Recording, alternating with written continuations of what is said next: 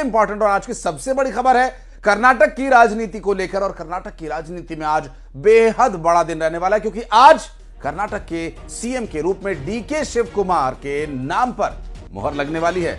तो आज शाम 4 बजे बेंगलुरु में कांग्रेस विधायक दल की बैठक होने जा रही है, जहां डीके शिव कुमार के नाम पर मुहर लगने की चर्चा तेज है। तो वहीं पूर्व सीएम सिद्धरमैया के केंद्र की राजनीति में वापसी के संकेत भी मिल रहे हैं। बताया तो ये भी जा रहा है कि राहुल गांधी ने उन्हें आने वाले चुनाव में बड़ी भूमिका का भरोसा दिया है। और उधर डीके शिव कुमार के ज्योतिष का दावा भी काफी चर्चा में है, जिनका कहना यह है कि 40 साल पहले ही उन्होंने ये भविष्यवाणी कर दी थी कि डीके 2 बार मुख्यमंत्री बनेंगे।